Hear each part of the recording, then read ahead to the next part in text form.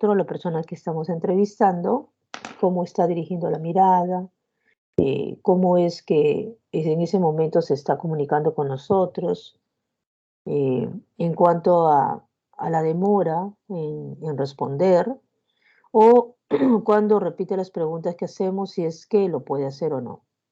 Luego hay algunas otras pruebas específicas que lo podemos hacer durante la exploración clínica, o también incluso ya existen las pruebas que se toman pues cuando se hacen el examen psicológico. Bueno, nosotros necesitamos sí ya descartar si es que esta persona tiene déficit de atención o no. Ya son otros tipos de pruebas. Pero durante la entrevista, durante la anamnesis podemos utilizar, ya luego más tarde se los explico, qué es lo que podemos hacer en ese momento de la entrevista. Entonces, bueno, ¿qué es la atención, no? Volviendo ahí, un poco a recalcar. Perdón que está aquí.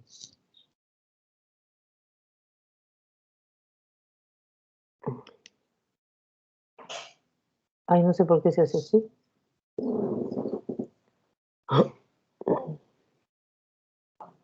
Ya, entonces, ¿qué es la atención?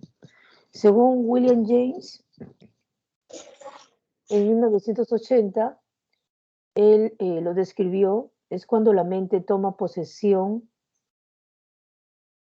en forma clara y vívida de una de las tantas imágenes o ideas que se nos hacen presentes. Luego les voy a mencionar más o menos con otra lámina a qué se refiere.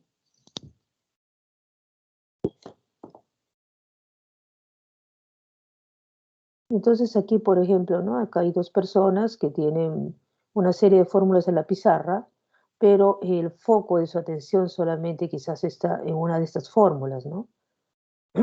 Entonces,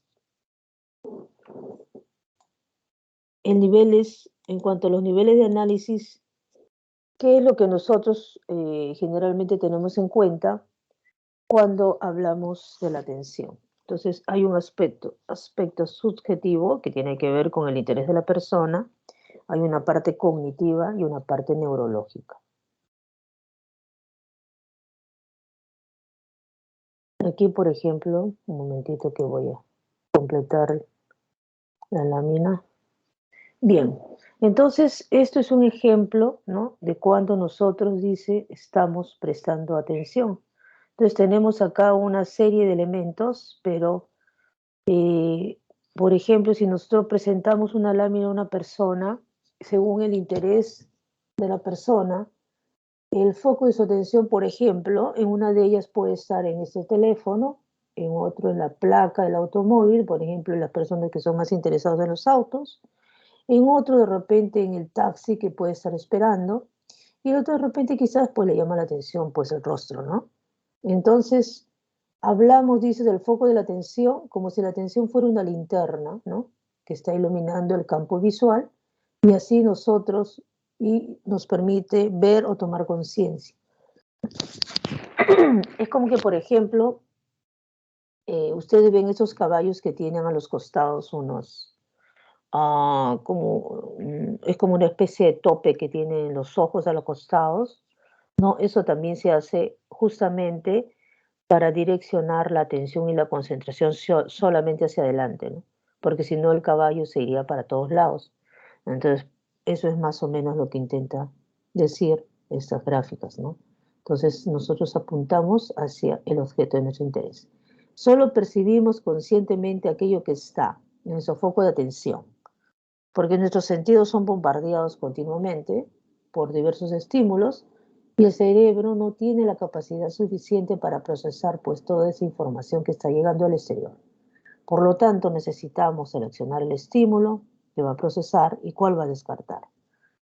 Por eso es tan difícil para aquellas personas que sufren de déficit de atención, ¿no? Es como que todo tiene de pronto cierto interés y también que de pronto nada tiene interés específicamente, ¿no? Entonces es tan complicado, ¿no? Uno al momento de ver la lámina se da cuenta de eso. Entonces aquí hay otro ejemplo. Este, por ejemplo, es un personaje Pepito y Pepito se fue al circo. Ya. Entonces, nosotros ahora tenemos que hallarlo en esta lámina. Ah,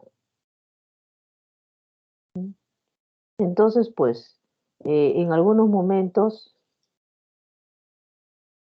podemos tener muchos estímulos, en cambio, en otros momentos, pues van a ser menos los estímulos, ¿no? Entonces, nosotros diariamente tenemos que trabajar y pensar en estas cosas. Entonces, ¿cuáles son los pasos para encontrar a Pepito, ¿no? Entonces, lo que primero tenemos que hacer es nosotros tenemos que fijar la atención, ¿no? O sea, poner nuestros ojos en una parte de toda esta escena. Entonces, preferiblemente, quizás, como dice que tenemos que encontrar a Pepito, vamos a poner nuestra atención en las personas, porque también hay una serie de objetos, ¿no? Después decidiremos. Luego vamos a dejar de atender a los otros aspectos que están hacia los costados. Luego vamos a trasladar, empezar, como dice, ¿no? A tener como un foco de linterna, a trasladar nuestra atención hacia quizás el elemento que estamos buscando. Entonces, todos estos pasos que nosotros damos, desde fijar la atención, desde tomar una decisión, desde dejar de tender a los otros elementos que están por ahí perturbando, desde focalizar esta atención, todo eso son los procesos cognitivos. Muy bien.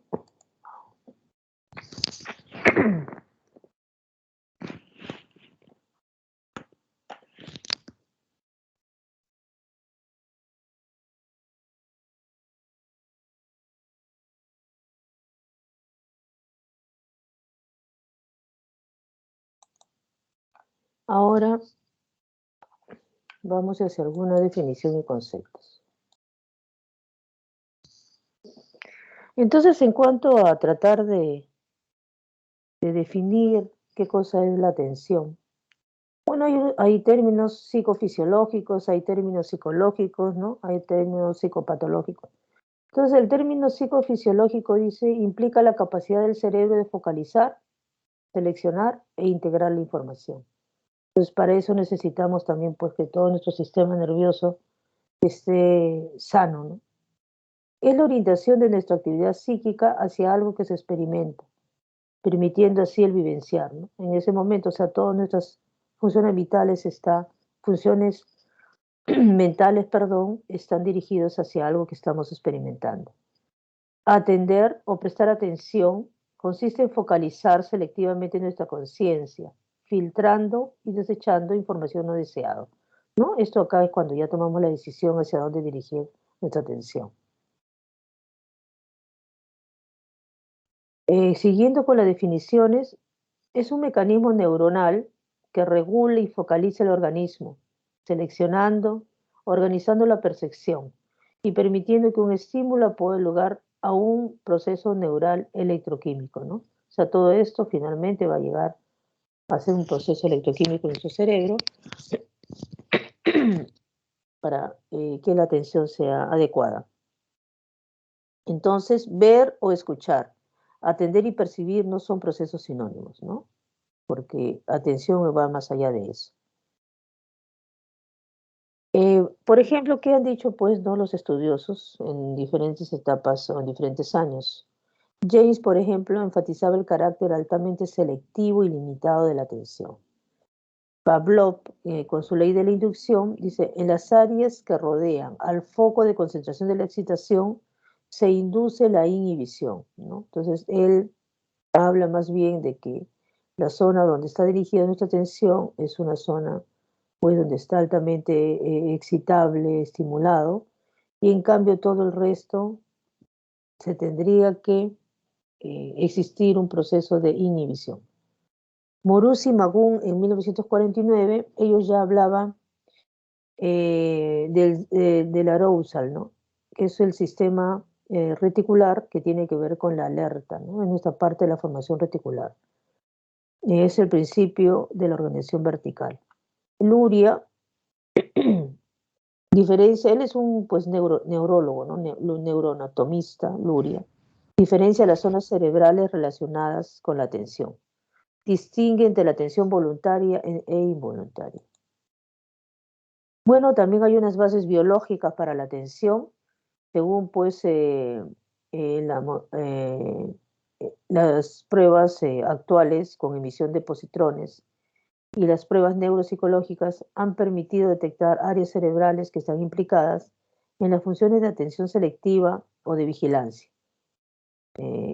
Ahí básicamente pues hay dos sistemas importantes, que es el arousal, ¿no? Que está en el sistema reticular, y el sistema de atención específicas, que ya tiene que ver con las partes de los hemisferios cerebrales. Entonces la atención es una función bilateralizada. El hemisferio izquierdo ejerce un control unilateral, en cambio el hemisferio derecho ejerce un control bilateral y regula el sistema de arousal, manteniendo el estado de alerta, ¿no? Entonces nosotros para poder tener una buena atención debemos estar alerta. Entonces todo este sistema del arousal tiene que estar activo. Entonces estos son las bases biológicas, son las áreas cerebrales que están implicadas en la atención. Como siempre, pues tiene que ver la corteza, ¿no? La sustancia reticular, donde está el sistema arousal, y el giro fusiforme. Esas son las áreas principales que están implicadas en la atención. Entonces, el arousal, que es muy importante, que el sistema de alerta, está asociado a una actividad cognitiva de focalización, o sea, focaliza el estímulo. Tiempo de reacción extremadamente corta en la detección de señales que deben ser procesadas, ¿no? O sea, tienes que funcionar esto rápido, pero es un sistema poco específico y multimodal. Se ubica en las conexiones del mesencéfalo que recibe información visual, auditiva, o sea, todos estos estímulos está reaccionando este sistema de alerta, ¿no? Y ya luego, pues la corteza luego va a distinguir o vaya a seleccionar, ¿no? Que es lo más importante en ese momento. El locus coeruleus determina los estados de activación global del córtex y del sistema atencional anterior. Entonces, todo está en el sistema reticular, el locus coeruleus también está implicado. Luego tenemos el sistema noradrenérgico ascendente, que inerva el neuroeje rostral, el córtex frontal, ¿no? Entonces ya, bueno, tenemos acá el arousal, el locus cerúleo, el sistema noradrenérgico ascendente y la corteza. Este sistema se complementa luego con el sistema serotoninérgico también ascendente, que está en las vías del núcleo del RAFE, dorsal y medio. Entonces, bueno, todo el cerebro pues tiene que estar, como ya les dije, sano para que nuestro sistema atencional funcione. Las neuronas noradrenérgicas se habitúan rápidamente a estímulos sensoriales, ¿no? Cualquiera que ingresa por todos nuestros sentidos, y se activan en las condiciones de estrés. Las serotoninérgicas se activan durante las actividades vegetativas rítmicas. Entonces, el sistema serotoninérgico ejerce una acción moduladora de la actividad del locus cerúleo y de sus zonas de proyección. Ambos sistemas interactúan, facilitando una actividad normal de los sistemas de la atención. Entonces están implicados también las vías noradrenérgicas y las vías serotoninérgicas. Entonces, bueno, esta es la gráfica, ¿no?, de las vías implicadas. Y luego tenemos el otro sistema, que es el sistema de atención específico, y se considera el sistema atencional anterior, el cual está conformado por la corteza, por el cíngulo anterior, los ganglios basales y el área motora. Entonces, todo este sistema sirve para la acción. Recluta y controla las áreas cerebrales para ejecutar tareas cognitivas complejas. Bueno, todo donde siempre está implicado la corteza tiene que ver con las tareas cognitivas, ¿no? Pero bueno, este es el sistema de atención específico anterior. Luego tenemos una posterior, que está formada por el córtex posterior, el tálamo y los colículos superiores. Esto tiene que ver más para la orientación a los estímulos visuales, ¿no? Entonces, el otro más bien es para ejecutar las tareas cognitivas complejas. Esto está más implicado en los estímulos visuales. Y bueno, los tenemos acá graficados, ¿no? La parte del sistema atencional anterior, atención focal o atención ejecutiva, y el sistema atencional posterior, en reacción de orientación o atención. Bueno, esas son las zonas implicadas de las cortezas. Bueno, en cuanto a la neuroanatomía funcional, a cada uno de los sistemas se le da determinada función. No es necesario pues aprendérselo esto de memoria, sino para tener una idea, ¿no? En la parte cortical, subcortical y cortical. Entonces, todos tienen diferentes funciones. Entonces, el sistema noradrenérgico, su función es el arousal, el dopaminérgico de alerta, colinérgico tiene que ver con la memoria, glutamatérgico con la activación cortical y el sistema talámico la sincronización. Entonces, acá también tenemos la parte subcortical, tiene que ver con la orientación y con el cambio de la atención. Y la parte cortical, ya bueno, tiene que ver con la atención motora, con el autocontrol, con la motivación, ¿no? Entonces, bueno, hay una serie de funciones. El cerebro es sumamente complejo y cualquier daño mínimo provoca pues una alteración funcional muy grande, ¿no? Por eso se dice de que lo que uno más debe cuidar pues es su cerebro, ¿no? Neuroanatomía funcional, ¿no? Entonces, ya bueno, hablando de la neuroanatomía funcional, en cuanto al sistema reticular, tiene que ver con el estado de alerta, con la regulación del sueño-vigilia. Bueno, estas son funciones que ustedes ya lo deben haber estudiado en algún momento. Responsable de la atención sostenida, regula la entrada de información sensorial, ¿no? Todo aquello que va ingresando por los sentidos. Entonces, acá tenemos que el tronco encefálico llega al núcleo del tálamo y de ahí a la corteza, ¿no? Es toda una vía, ¿no? Donde cada uno de ellos va cumpliendo alguna función y donde es necesario que todo esto esté sano, ¿no? Cualquier tipo de alteración ya va a tener una alteración funcional en cuanto a la atención. Influye sobre la activación de reflejos relacionados con la nutrición, la defensa y la orientación, ¿no? Eso, bueno, ustedes ya saben que el sistema este reticular, ¿no? Tiene que ver con todas estas funciones. Bueno, entonces el tálamo también tiene su función en cuanto ahorita hablemos más sobre la cuestión pues de la atención, ¿no? La atención selectiva, los colículos superiores pues tiene que ver más con la parte visual, ¿no? Dice control de los movimientos oculares, lleva estímulos externos al campo visual. Entonces aquí está graficado los colículos inferiores, más bien función de orientación y lo está relacionado con la información auditiva. El giro del cíngulo incorpora ya es un poco de contenido emocional, ¿no? A toda aquella información que estamos recibiendo. Y saben ustedes, bueno, todo aquello que también tiene mucho contenido emocional, quizás es lo que más uno recuerda también, ¿no? El lóbulo parietal,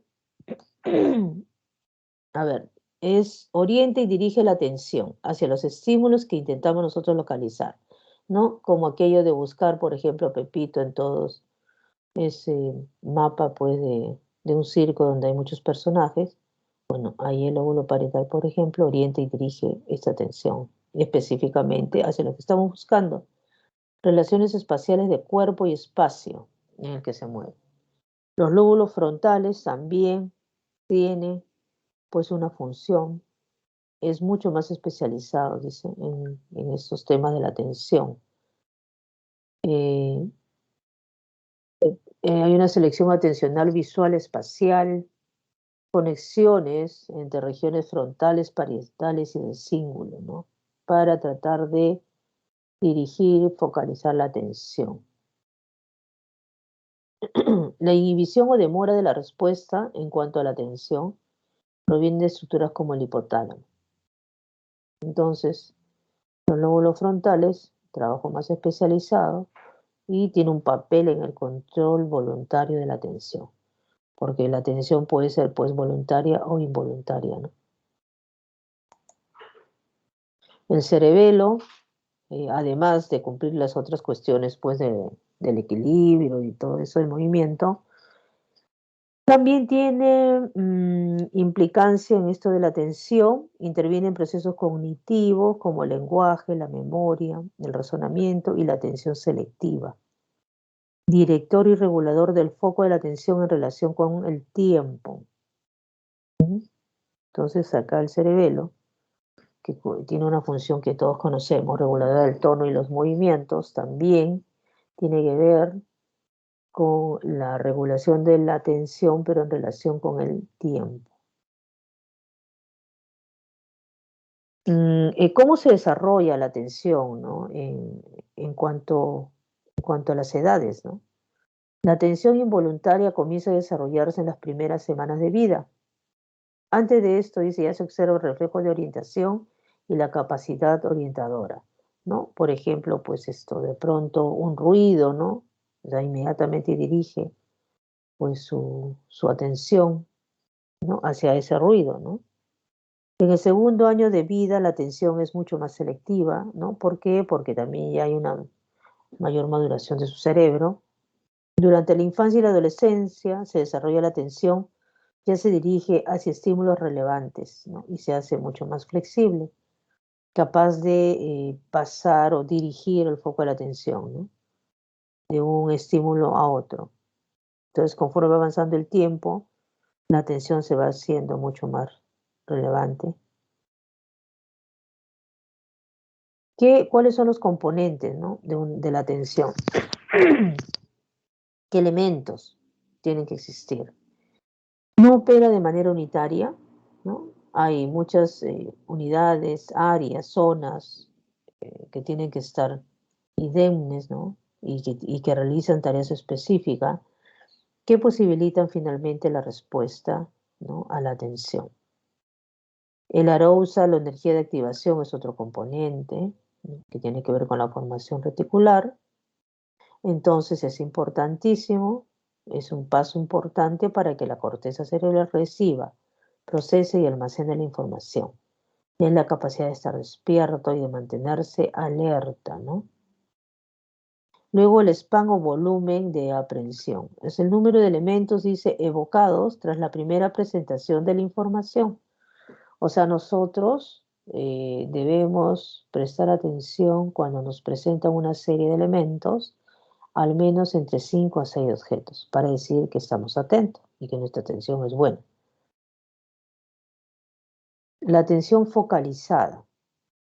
Función básica para la realización de nuevos aprendizajes es habilidad para enfocar la atención en un estímulo. Eso es la atención focalizada, que los que sufren de TDAH pues está alterada. La atención sostenida. Habilidad para mantener una respuesta conductual durante una actividad continua o repetitiva, ¿no? Por ejemplo, una clase que puede durar 1 hora. Entonces, tendrían que tener la capacidad de tener esta atención sostenida. La atención focalizada que se extiende por un tiempo mucho mayor, ¿no? O sea, primero nosotros decidimos, luego focalizamos, luego sostenemos. Es la capacidad para realizar actividades por largos periodos, mantener una conversación, realizar una tarea, atender una clase, ¿no? Capacidad de mantener una respuesta de forma consistente durante un periodo prolongado.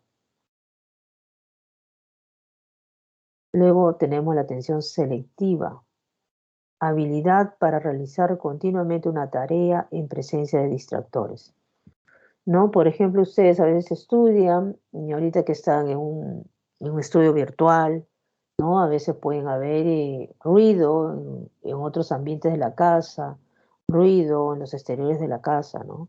Sin embargo, su atención está pues sobre la clase, ¿no? Capacidad para seleccionar de entre varios posibles la información relevante a procesar. Y bueno, yo he visto a muchos chicos y que tienen pues su pantalla abierta y tienen, no sé, como 10 ventanas ahí más abiertas, no sé. Bueno, debe tener una atención selectiva muy poderosa, porque pueden tener la capacidad para seleccionar entre varias posibles la información relevante a procesar.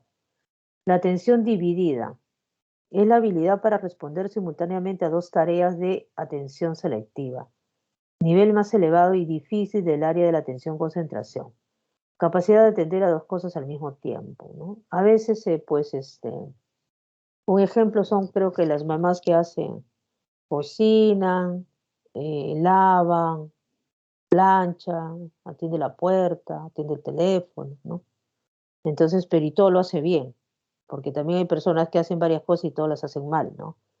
En cambio, aquellas las que las hacen bien, entonces tiene esta capacidad, ¿no? La atención alternante. Habilidad para ejecutar tareas que requieren cambiar rápidamente de un grupo de respuestas a otra. Implica redirigir la atención y cambios repetidos en la demanda de las tareas. Capacidad que permite poder cambiar el foco de la atención entre tareas que implican requerimientos cognitivos diferentes. Bueno, esto fácil decirlo, pero a veces no es tan fácil hacerlo. Pero bueno, algunas personas tienen este componente de la atención de tener una atención alternante, ¿no? Y puede cambiar alternativamente, ¿no? De repente en poco tiempo y con requerimientos cognitivos diferentes. Entonces, bueno, todo lo anterior eran los componentes y ahora vienen las características de la atención. Las características, uno es la orientación, ¿no? Dirige todos los recursos cognitivos a objetos o eventos de importancia para la supervivencia del organismo, ¿no? Entonces, la atención tiene que tener una orientación. Dirigimos todas nuestras actividades mentales hacia algún tipo de objetivo. La focalización. Luego nos centramos en los estímulos que son importantes para nosotros, que pueden ser uno, pueden ser varios. Luego tenemos la concentración. Y la capacidad de sostener esto, ¿no? De aquello que hemos focalizado. Cantidad de recursos de atención que se dedican a una actividad o a un fenómeno mental específicos, ¿no? Y la ciclicidad. La atención se encuentra sujeto a los ciclos básicos de actividad y descanso, ¿no? O sea, bueno, la atención pues sucede mientras estamos despiertos. Y además, variaciones con periodos de unos 90 minutos. Por ejemplo, en los TDAH, pues 15 minutos nomás dura su atención, ¿no? En cambio, en sujetos normales debiera más o menos tener o focalizar o concentrar nuestra atención hasta 90 minutos aproximadamente. Por eso es tener esas clases de inmersión que duran no sé cuántas horas, sin estos periodos de descanso, cada 90 minutos, creo que pues la verdad no tiene mucho resultado o los resultados no son tan buenos como debieran ser, ¿no? Porque ya fisiológicamente la atención pues tiene estos periodos, ¿no? De 90 minutos, luego baja, se requiere un descanso para volver a tener estos 90 minutos de atención. Otra de las características es la intensidad. Hay de diferentes grados, desde lo más cercano al desinterés, o sea, desde el desinterés hasta la concentración profunda, ¿no? Por ejemplo, chicos que no les gusta las matemáticas, pues están totalmente desinteresados, ¿no? Si les gusta de repente el arte, ahí van a tener una concentración muy profunda en aquella materia, ¿no? Relación con el grado de interés, el significado y el significado de la información. El grado de intensidad se denomina grado de concentración. Luego tenemos la otra característica que es la estabilidad. Tiempo que una persona permanece atendiendo a una información o actividad. Niños pequeños, no realizar actividad ininterrumpida por más de 15 a 20 minutos. Entonces, conforme va avanzando la edad, el tiempo de atención va aumentando. Entonces, preescolar la estabilidad aumenta y el adulto periodo de más de una hora, ¿no? 90 minutos, como se les dijo. Entonces, en cuanto a la psicopatología de la atención, perdón, no sé por qué se hace así. Ya, la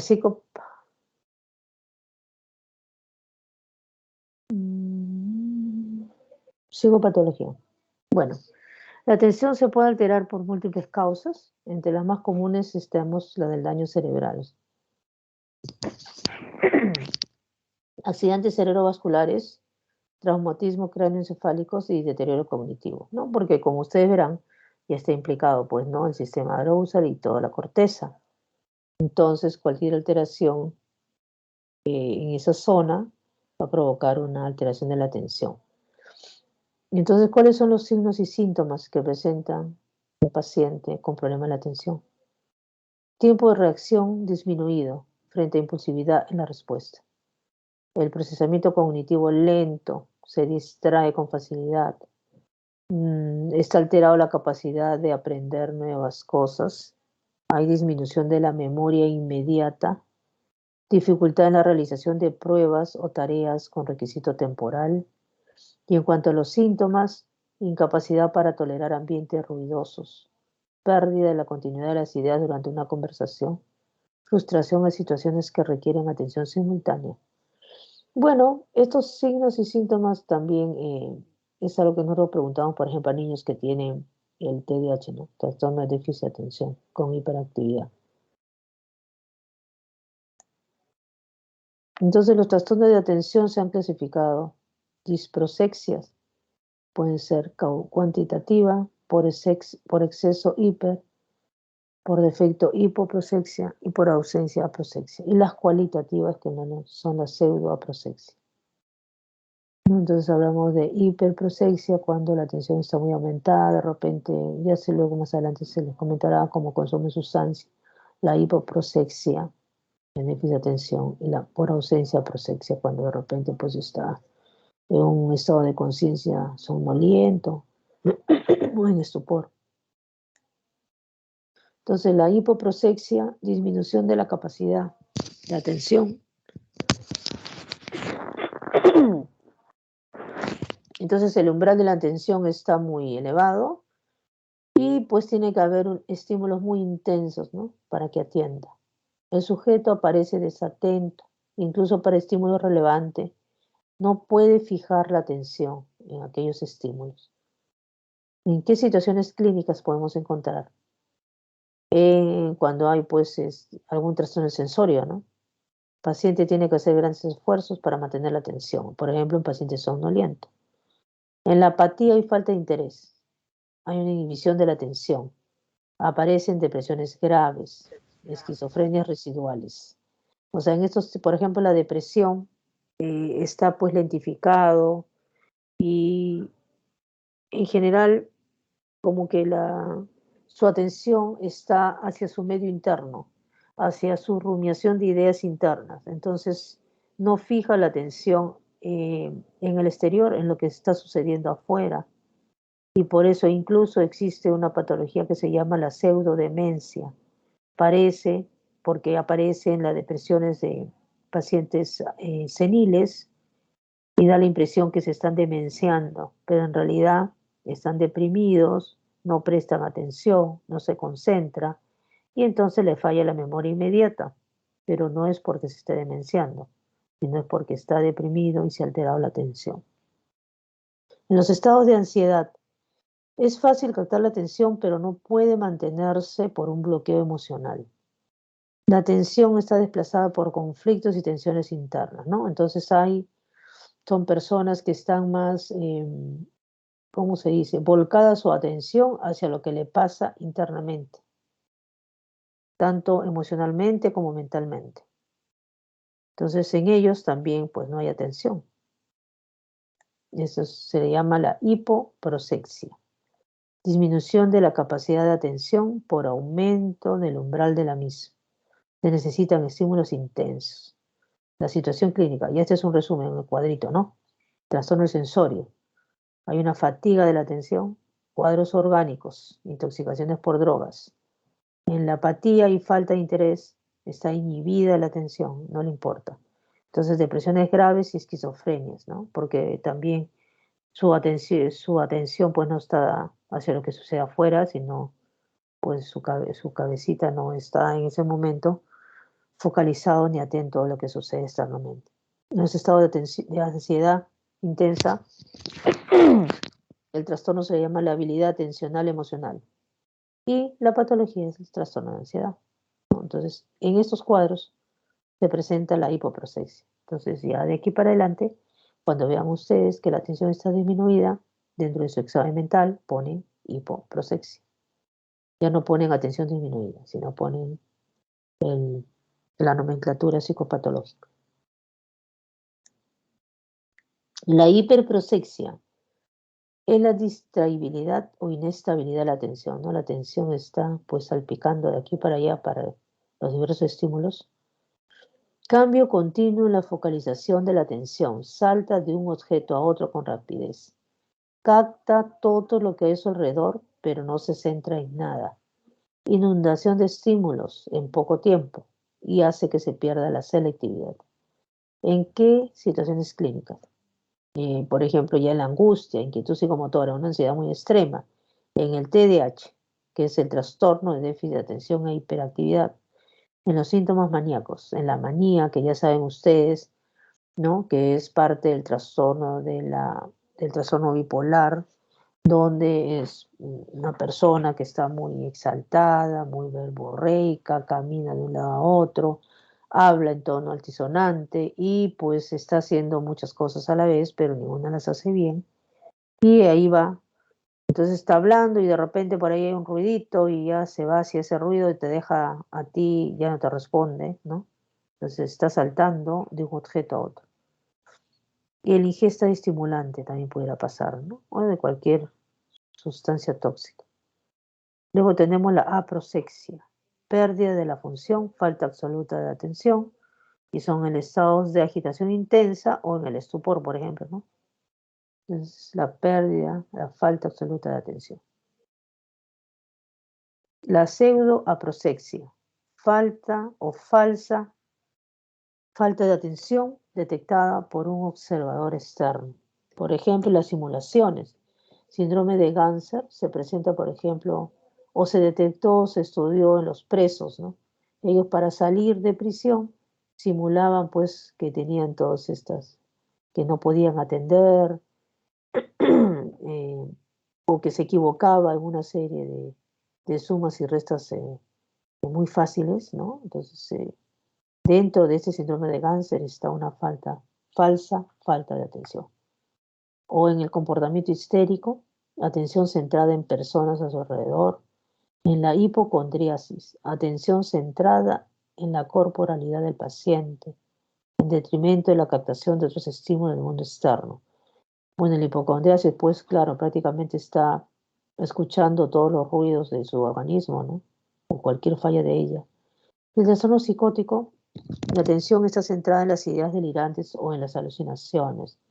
Entonces no puede dirigir su atención hacia los elementos externos. Entonces es una falsa falta de atención, ¿no? Entonces eso el examinador es quien lo tiene que determinar.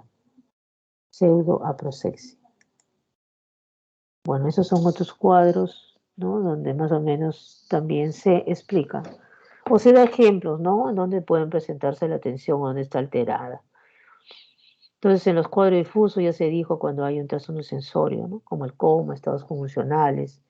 En los cuadros adquiridos, negligencia, o sea, son alteraciones más neurológicas, dislexia negligente, simultagnosia, cuadro del desarrollo, el trastorno de déficit de atención. Y patología con frecuente afectación de la atención, que son las neurológicas, los traumatismos encefalocranianos, la demencia, el SIDA pues con su complicación neurológica, ¿no?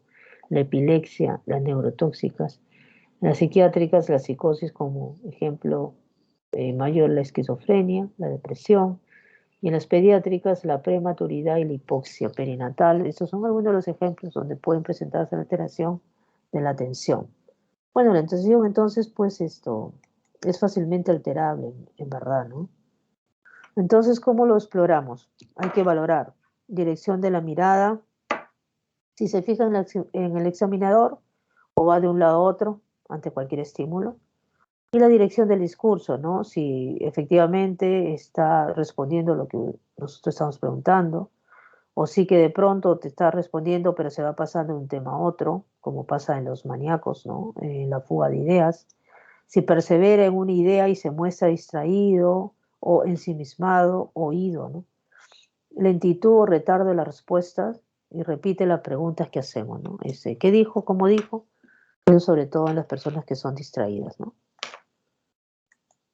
Y bueno, nosotros lo que podemos hacer explorando o durante la entrevista, diga 7 números hacia adelante, como mínimo te tiene que decir 5 correctas, y decir también que diga 7 números de atrás hacia adelante, ¿no? Una es de adelante hacia atrás y otra es de atrás hacia adelante. Y entonces, cuando es hacia atrás, mínimo 4, ¿no? Otro también, evaluación de la atención, es hacer la resta seriada de 100 menos 7. En 5 oportunidades no debe fallar ninguna. Otras, por ejemplo, si no ha hecho o no le va bien con la matemática, le puede decir, por ejemplo, la palabra mundo, que diga qué letras lleva de atrás para adelante. Y en las personas analfabetas, que no tuvieron la suerte de ir a la escuela, se le puede presentar una gráfica donde hay palos y donde hay ceros. Entonces usted le dicen tache los palos, los palotes, o le dicen tache los ceros, ¿no? Esas son pruebas sencillas que se pueden hacer durante la entrevista clínica, ¿no? Entonces, bueno, acá también es encontrar alguna letra, encontrar algún número repetitivo, ¿no? Bueno, ahora, en cuanto a la orientación, que generalmente está ligado al proceso de la atención, vamos a hablar un poco sobre la orientación también, que no lo hemos tocado. Entonces, ¿a qué llamamos nosotros orientación? La orientación es un rendimiento psíquico complejo y frágil, dice, que depende de la integridad de determinadas funciones psíquicas. Permite darnos cuenta en cada instante de la situación real en que nos hallamos. Bueno, la orientación, pues, ¿quién de nosotros no ha hecho alguna vez alguna pregunta, ¿no? Sobre cómo te llamas, sobre dónde estamos y sobre cuál es la fecha, ¿no? Entonces, esta pregunta es algo que siempre debe hacerse. Nosotros no podemos dar por hecho que la persona está orientada si no hacemos las preguntas. Para que estemos bien orientados tiene que haber integridad de los órganos sensoriales, tiene que haber integridad de otras funciones psíquicas y tiene que haber conocimiento sobre el mundo externo, ¿no? Entonces, tenemos la orientación alopsíquica respecto al mundo externo, si está orientado en el tiempo, en el espacio, sobre las personas, y la orientación autopsíquica, quién soy yo, cuál es tu nombre, ¿no? Y cuáles son tus datos, pues, biográficos, ¿no? Esos son los aspectos que nosotros vamos explorando cuando hacemos una simple pregunta de orientación.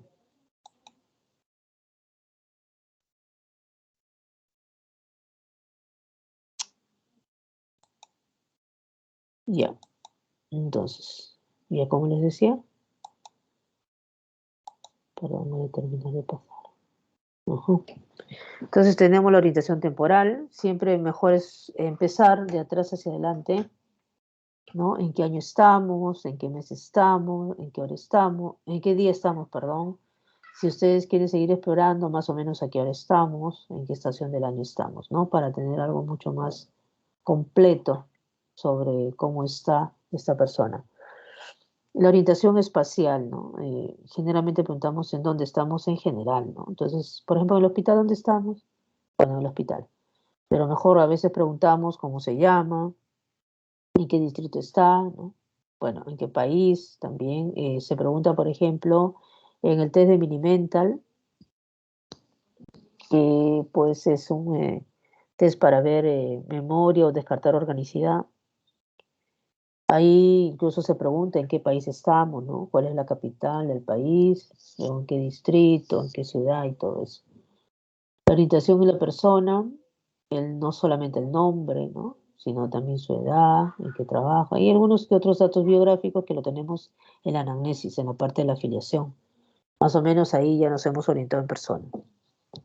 Y en la orientación situacional es las circunstancias actuales y por qué, ¿no?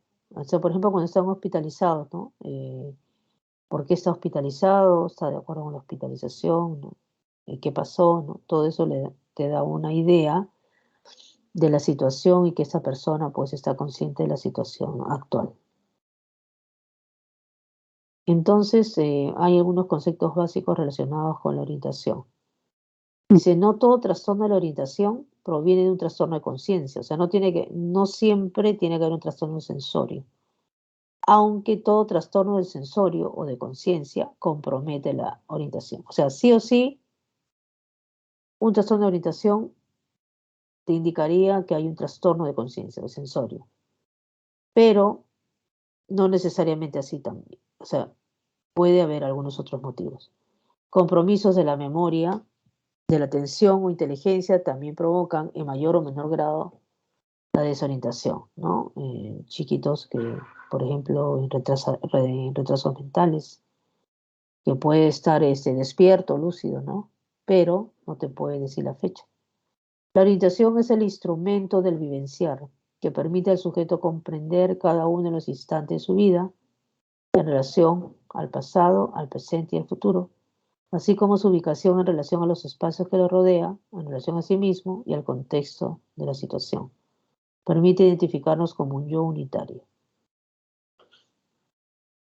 La percepción del espacio-tiempo no es uniforme en todos los humanos ni en todas las culturas. De repente, el tiempo, a veces en personas, como dicen, ¿no? Que viven en el campo, en zonas rurales, ¿no? Les parece que pasa más rápido, ¿no? Hay una percepción diferente del espacio, ¿no? Incluso para ellos el espacio es mucho más amplio, para nosotros generalmente lo que vivimos en ciudades, ¿no? Tenemos otra percepción del espacio. La orientación sobre el propio cuerpo y sobre el yo es un fenómeno universal, relacionado con el desarrollo sensorio-motor y la etapa de formación de conceptos. O sea, lo que somos nosotros, ¿no? Como individuo único y que no cambia en el tiempo, ¿no? La orientación espacial o situacional depende del correcto funcionamiento, pues en realidad, pues el cerebro también tiene que estar sano, ¿no? Porque si hay un trastorno accesorio, va a haber un trastorno de la orientación, ¿no? También tiene sus bases neurobiológicas, básicamente está el hipocampo, que consolida las imágenes topográficas del exterior. Luego tenemos también el tálamo cortical, ¿no?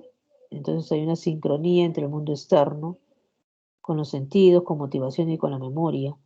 Los marcapasos circadianos, ¿no? Que tiene que ver ya con una cuestión de nuestro sueño, de nuestras funciones, ¿no? Y también pues tiene una actividad genética y proceso de biología molecular y bioquímica. Entonces, bueno, en todos pues tiene que ver todo nuestro sistema neuroanatómico.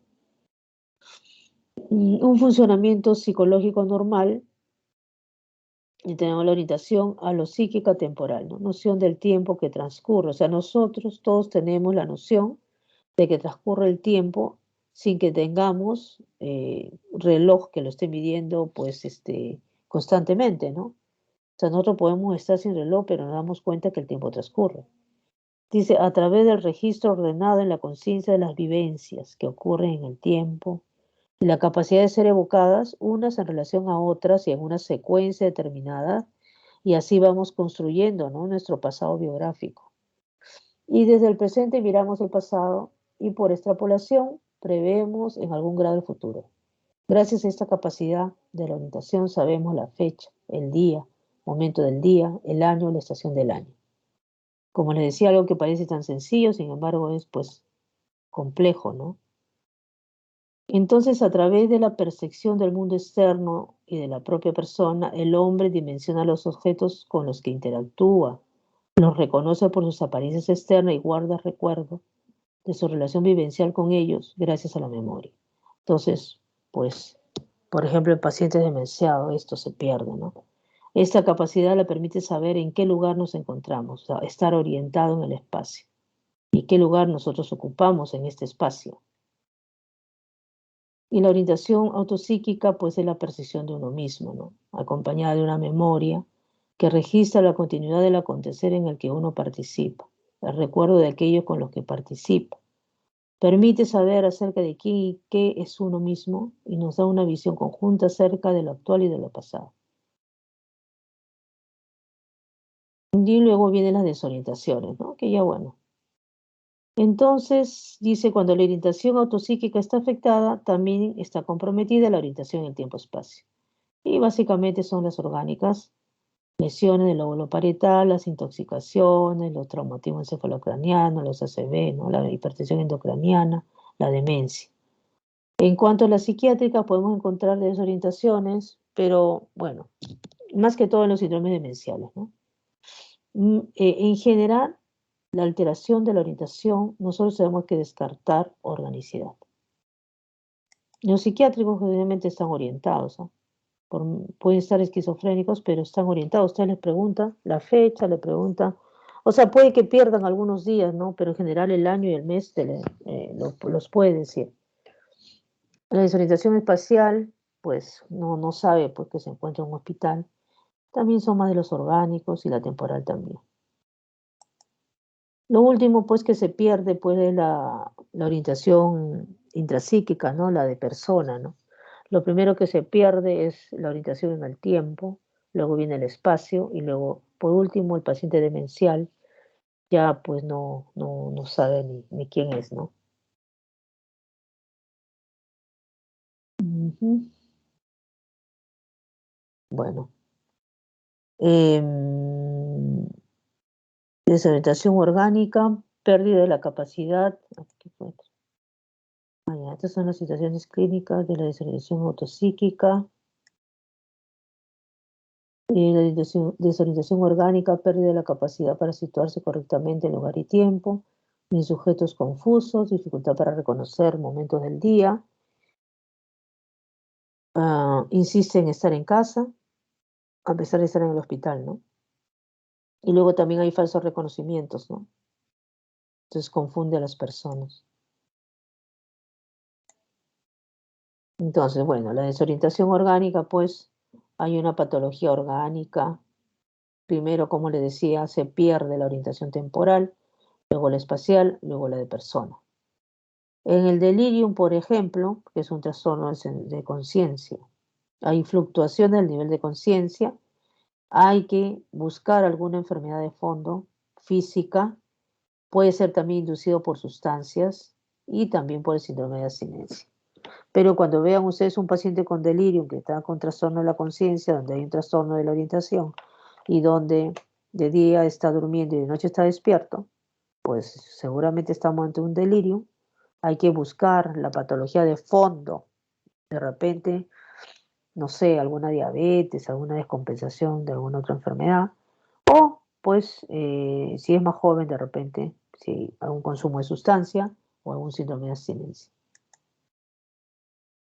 Las demencias también es otra causa orgánica de alteración de la orientación y puede ser vascular o puede ser el Alzheimer o puede ser mixta vascular, pues la hipertensión que puede causar microinfartos y puede provocar una demencia.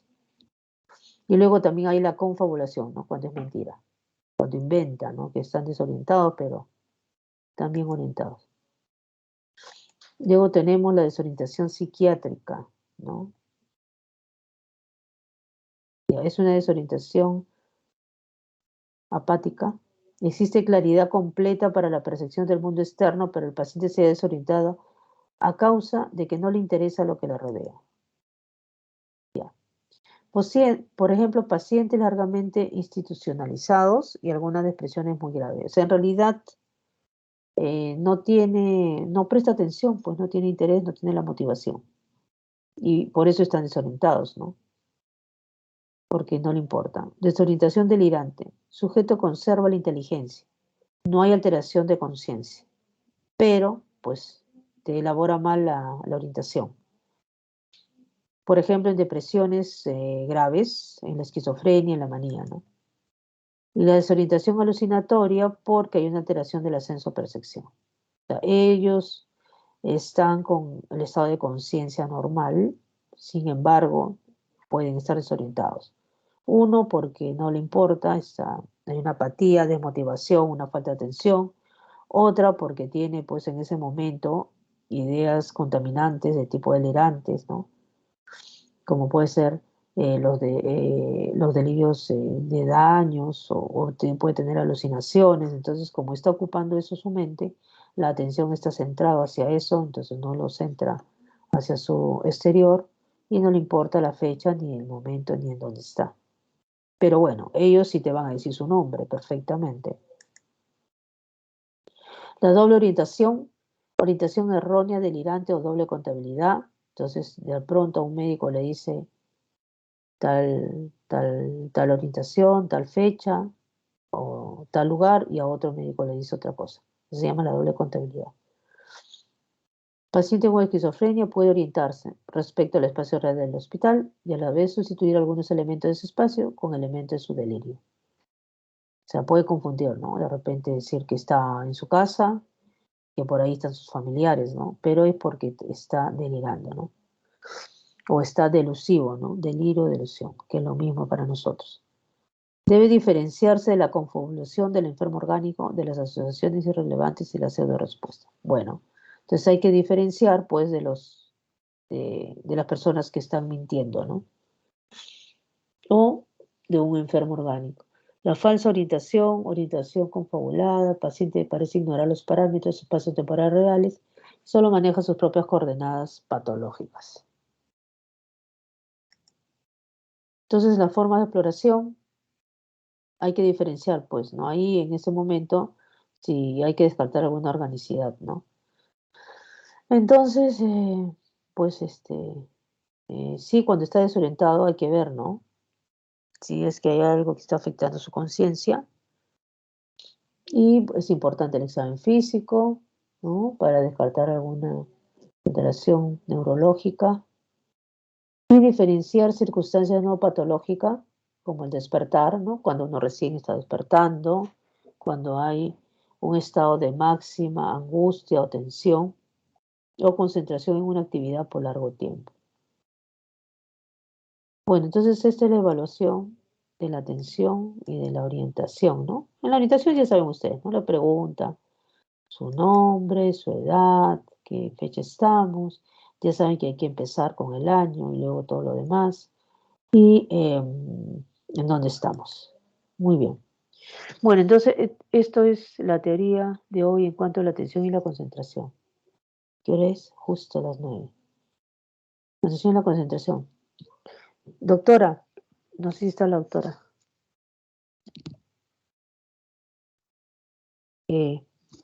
Doctora Sánchez, ¿me contará? Bueno, la próxima. Acá estoy. Ya, doctora, entonces la Sí. próxima semana unos 15 minutos para lo que son alteraciones de la conciencia del yo, o lo hago Ya, ahorita. o si quiere ahorita, no hay problema. Ah, ya. A ver, voy a ver si lo puedo cargar. Ya cosa que el otro sábado, desde las 8 comenzamos el examen. Ya. A ver, voy a tratar de cargarlo, por favor.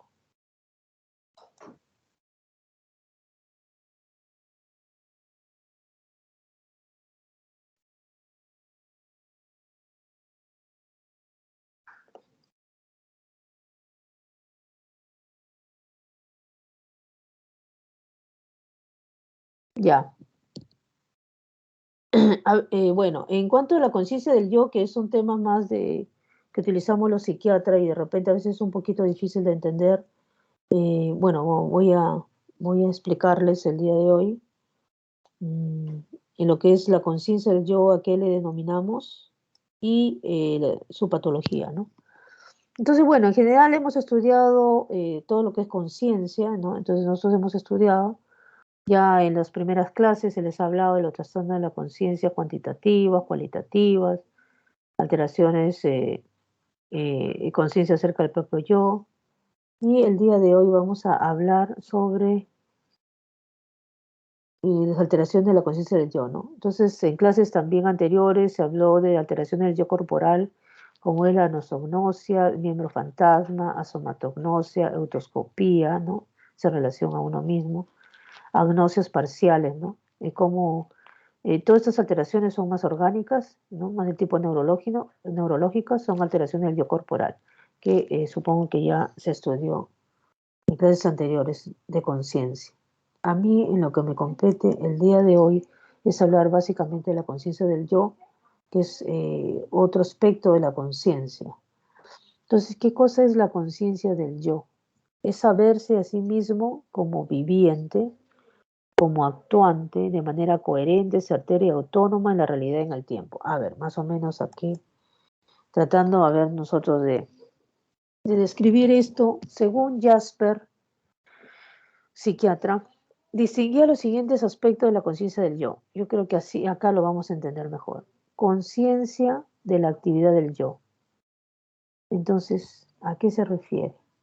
Se refiere a que cuando nosotros pensamos, hablamos o hacemos cualquier cosa, entonces sabemos que somos nosotros lo que estamos haciendo, no otra persona, no es que estemos poseídos, ¿no?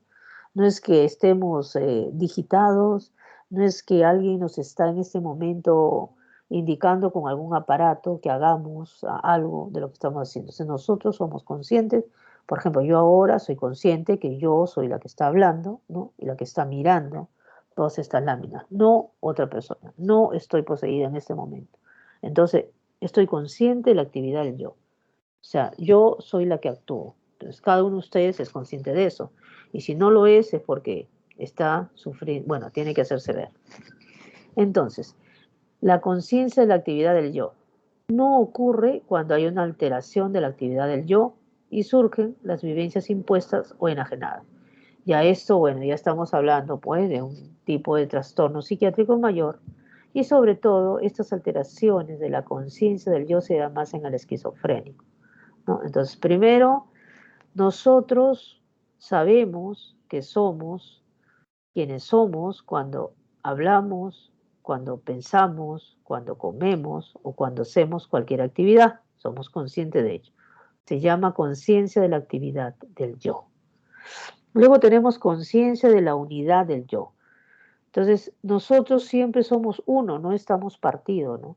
Siempre sabemos que somos una integridad en cualquier momento, en cualquier espacio, en cualquier lugar, en cualquier circunstancia. Aun cuando estemos de repente por ahí enfermos en una cama de hospital, sabemos que somos una integridad, ¿no? Cuerpo, mente, alma, somos uno. Entonces, unidad del yo. Identidad del yo. Dice, nosotros sabemos quiénes somos a pesar de que el tiempo pasa, ¿no?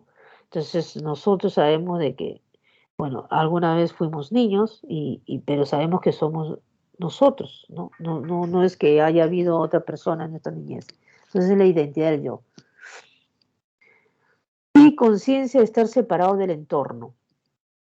Entonces, por ejemplo, ¿a qué se refiere esto? El esquizofrénico, por ejemplo, siente que lo que siente esta persona también lo puede sentir el que está a su costado. O sea, no hay una frontera, no hay una delimitación entre su yo y el yo ajeno, ¿no? Todo puede estar mezclado. Lo que siente, lo que piensa, también lo puede pensar la otra persona, ¿no? Entonces su yo y el otro está como que mezclado, ¿no? Uno, por ejemplo, sabe, ¿no?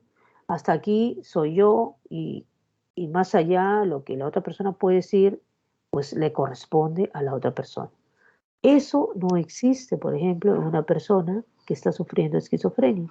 Entonces, imagínense lo horrible que debe ser, lo angustiante de sentir que tu yo está como que descubierto, desnudo y que todo el mundo puede saber lo que tú puedes pensar porque no tenemos, ¿no? Esa delimitación con los otros. Eso es la conciencia del yo. Son aspectos básicamente que se trabajan en psiquiatría, ¿no? Entonces ustedes que van a tener quizás otra especialidad no van a tomar estos conceptos, pero bueno, es parte de los conocimientos que ustedes tienen que tener. Y para que puedan entender qué es lo que le pasa al esquizofrénico, tienen que saber cuáles son los parámetros normales.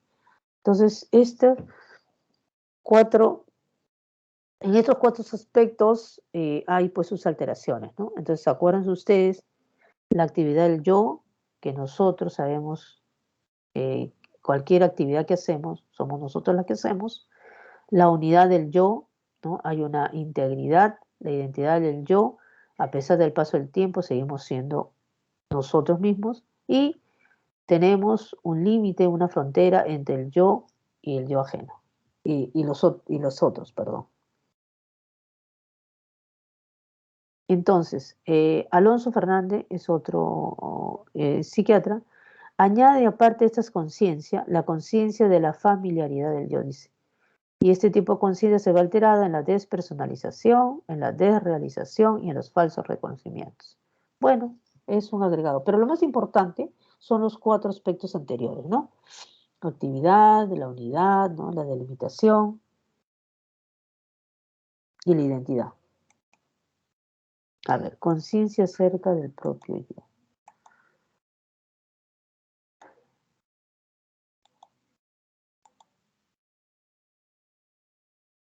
Ay, a veces no avanza en nada. Bueno, conciencia acerca del propio yo. Tenemos las dimensiones del yo. Acá vamos a hablar sobre las dimensiones del yo, alteraciones de la conciencia del yo psíquico, alteraciones de la conciencia del yo personal y sobre la despersonalización y la desrealización, que son las patologías más importantes de la conciencia del propio yo. Entonces tenemos un yo corporal, un yo psíquico. Bueno, disculpen, pero la verdad que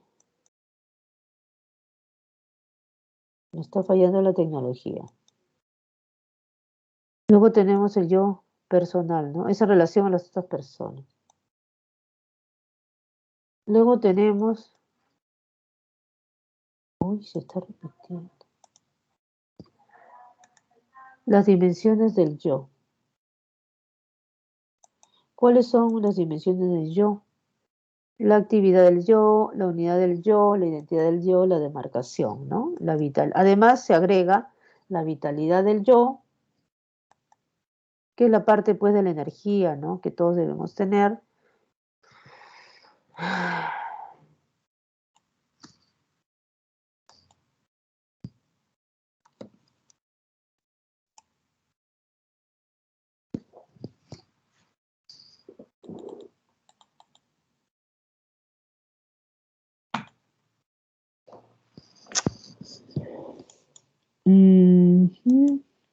¿Qué se hace aquí?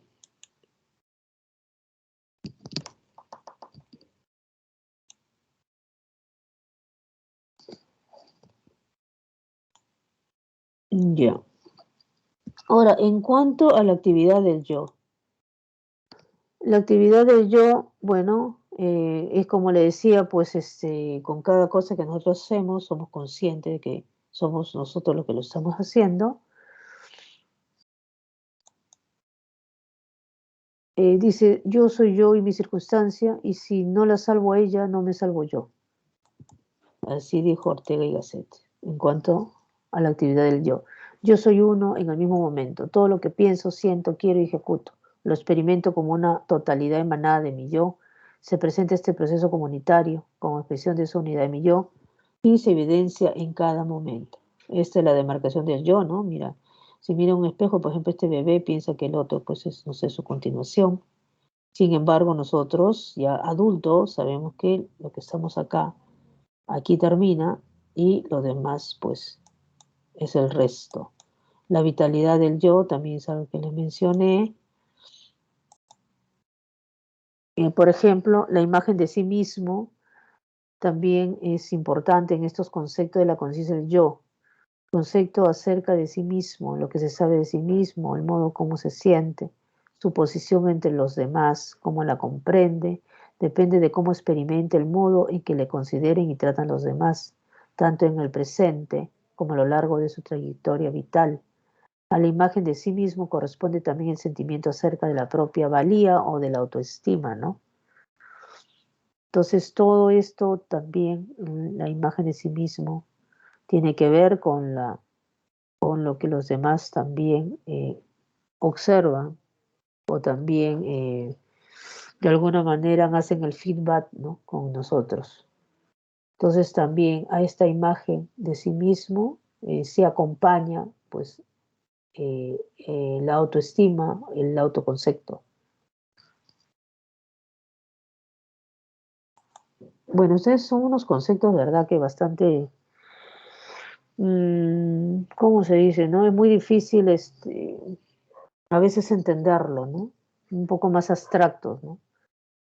Dice, el resultado de todas las dimensiones anteriores caracteriza a un sujeto conjuntamente en cuanto a su apariencia y la seguridad de sí misma, la capacidad de adaptación aloplástica y autoplástica. Entonces, la energía del yo tiene que ver con la capacidad de autoafirmarse, con la firmeza de posición en la vida, con la seguridad y autonomía, con las aspiraciones propias, con la capacidad para integrar deseos y pulsiones en la propia personalidad, capacidad para plantear exigencias a otros, al entorno, capacidad para soportar sin demasiado daño las contrariedades del destino, el fracaso de deseos y de esperanzas, capacidad para soportar exigencias ajenas sin sentirse por ello condescendiente o explotado, la sugestibilidad o la resistencia contra inducciones. Esto pasa, por ejemplo, en personalidades un poco histriónicas, ¿no? Que son bastante sugestionables. Bueno, en otras palabras, todo se puede resumir en resiliencia, ¿no? Entonces, la resiliencia es la capacidad que uno tiene de adaptarse a la vida sin que te provoque mayores daños, de mayores estragos dentro de tu imagen de sí mismo, dentro de tu valía, dentro de tu autoconcepto, dentro de tu autoestima. Bueno, ya, las alteraciones. Entonces tenemos la despersonalización. En cuanto a la actividad del yo, se habla de la despersonalización y según Jasper también. Entonces la despersonalización es la sensación de extrañeza y de irrealidad. Hay sensación de algún cambio. Es subjetiva, ¿no? O sea, depende de cada persona cómo la sienta. No causa placer y va acompañada de otras alteraciones de las funciones mentales. Sin embargo, la persona está consciente, se da cuenta. El insight se está preservado, ¿no? La conciencia de lo que le está pasando está preservado. Entonces, me siento, dice, alejado de mí mismo. Me veo a mí mismo extraño, desvitalizado, irreal, como un fantasma. Al mismo tiempo que soy yo, me observo y me doy cuenta de que me he transformado o que me estoy transformando. Pero me doy cuenta porque me lo pregunto, ¿no? Entonces, generalmente la despersonalización va acompañado de la desrealización. O sea, también desconoce, ¿no?, dónde se encuentra. Noto extraño también el entorno. O sea, no solamente se nota extraño a sí mismo, sino también nota extraño al entorno, a lo que le rodea, a su ambiente. Sin embargo, es no patognomónico. Ya, alteración de la actividad del yo. Bueno, aquí está otro concepto de la despersonalización, vivencia del cuerpo disociado, vivenciándose como un objeto extraño al yo. Vivencia del yo ausente de alma, dice, solo se vivencia el cuerpo. Experimenta el yo personal totalmente roto o escindido. Desdoblamiento del yo en ocasiones con autoscopía e autoscopía, ¿no? Como que se puede ver a sí mismo. Hay un desdoblamiento del yo. Personalidad alternante, vivencia de transformación. O sea, algo siente que está cambiando en su persona, pero sin embargo se da cuenta que él es mismo. Bueno, se presenta en forma de crisis, estados o periodos. Puede ser transitorio, en sujetos normales después de estrés o agotamiento. Generalmente podemos encontrarlo en trastorno de angustia, en los episodios disociativos, ¿no?, donde la persona no recuerda lo que puede haber pasado en esos momentos. Hipocondríacos, estados obsesivos, melancolía, que son las depresiones intensas, en la epilepsia y al inicio de la esquizofrenia. Entonces, al inicio se llama periodo trema en la esquizofrenia, donde hay mucha angustia y donde la persona siente que va transformándose, que ya no es el mismo, que su cabeza no es el mismo y que deja de ser lo que era. Hay unas subformas, ¿no? Alteración de la conciencia de la propia existencia, de la hipoactividad del yo. Entonces, esa despersonalización también puede más o menos confundirse, ¿no?, con este tipo de alteración. Pero ya, bueno, yo creo que lo más importante es que nosotros tengamos el concepto de despersonalización y desrealización en menor intensidad, pero generalmente acompañándose a esta alteración de la actividad del yo, que es la despersonalización.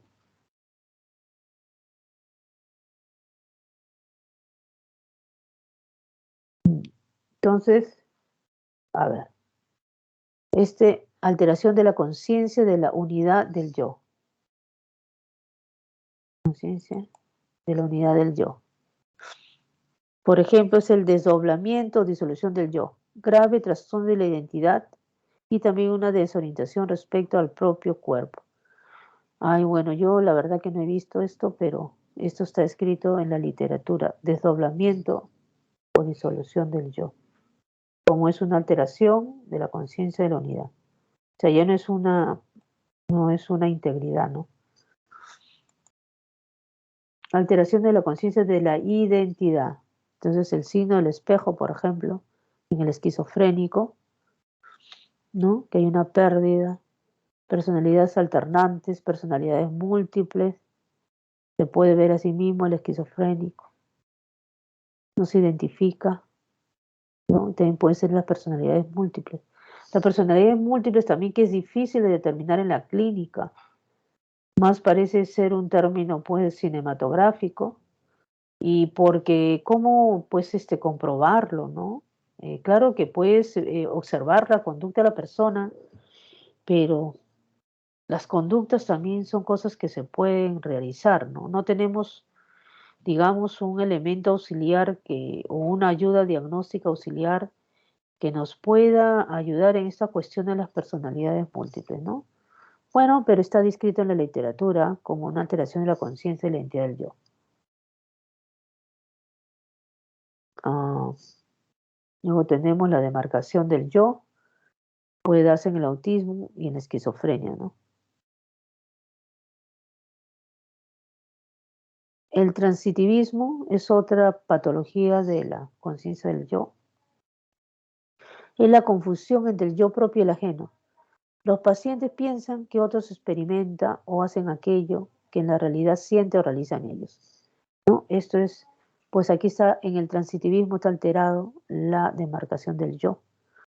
Por ejemplo, los esquizofrénicos atribuyen sus propios síntomas a una o varias personas sanas. Pero también ese transitivismo, el hecho de que otras personas puedan sentir lo que uno piensa, también se puede dar en intoxicaciones por sustancias, por ejemplo, LSD y otras drogas psicotomiméticas. Perdón. En cuanto a las alteraciones de la imagen de sí mismo, pueden ser modificaciones normales o puede ser las obsesiones o puede ser la pobre autoestima, ¿no? Bueno, luego, en cuanto a la energía del yo, la alteración sería un yo débil, ¿no? Entonces es el resultado de todas las dimensiones anteriores, caracteriza a un sujeto conjuntamente en cuanto a su apariencia y la seguridad en sí misma y la capacidad de adaptación. En otras palabras, tiene que ver con la resiliencia. Entonces, pues tenemos que son unas alteraciones es la influenciabilidad, la dependencia, la impropiedad del sentir y del querer y del hacer, por ejemplo, en el infantilismo, ¿no? Entonces estamos hablando de adultos que tienen pues estos signos, ¿no? De ser influenciables, de ser dependientes, ¿no? Y que pues está alterado el sentir, el querer y el hacer. También se puede presentar el yo débil en la decadencia histérica, en la limitación psicológica por obsesiones y fobias, en las perversiones de la esfera sexual, en las adicciones a drogas, en la personalidad borderline, como expresión más grave del narcisismo, ¿no? La personalidad border son personas donde tienen, pues, o sea, sienten o sea, son muy intensos en cuanto a sus emociones negativas como a sus positivas. Entonces, y pueden estar constantemente cambiando de ánimo, de humor. De repente en un momento puede estar, pues, no sé, gritando, llorando, incluso autolesionándose y después al minuto por ahí recibió alguna buena noticia, qué sé yo, y cambia totalmente, ¿no? Y esta personalidad border, pues son muy impulsivas, son poco tolerantes a la frustración y hacen muchas conductas de riesgo, tanto en la esfera, puede ser el consumo de sustancias, puede ser en la esfera sexual, puede ser en las autolesiones, ¿no? Puede ser no sé, deporte de riesgo, o sobre todo conducta de riesgo, ¿no? De siempre está, digamos, en el límite, en la cuerda floja, ¿no? Entre lo delictivo ¿no? y lo que puede ser esto permitido. Pero este yo débil, ya la máxima, digamos, alteración, se encuentra en la esquizofrenia, ¿no? Ya. La transformación de la personalidad también es otra alteración de la conciencia del yo. Va desde la afirmación con el sentimiento del cambio de personalidad. O sea, la persona piensa que es otra, que ya no es la persona que era antes. Llega a creer que la anterior ha sido vivida por alguien diferente, como sucede en algunos esquizofrénicos. Hasta solo modificaciones de carácter, como ocurre al inicio de la psicosis y en las psicoterapias. Bueno, en las psicoterapias también, ¿no? Puede haber un cambio, en verdad, si es que, pues, es efectiva, si es que la persona lo desea, ¿no? Cambia la personalidad. Se observa transitoriamente la crisis de la adolescencia, cierto, pero el adolescente siempre sabe, se da cuenta que es la misma persona, ¿no? Pero sí se sienten diferentes, ¿no? O sea, de la niñez, cuando viene la crisis de la adolescencia, algunas personas hacen un cambio muy, muy extremo, ¿no? Cuando modificaciones en el medio externo obligan a cambio en los roles y estatus, como sucede al alejarse de la familia, al ingresar al servicio militar, durante el noviazgo, matrimonio, estudios profesionales y su culminación. Ahí también puede ser, ¿no? Transformación de la personalidad, para bien o para mal. Bueno, muy bien. Entonces esto es en cuanto a las alteraciones de la conciencia del yo. Eso sería todo por hoy. ¿Ok? Muy bien, doctora, gracias. Ya. Entonces, para informarle a los alumnos que ya el día 11 de diciembre, perdón, sería desde las 8 el examen, ¿sí? Porque ya terminamos la primera parte.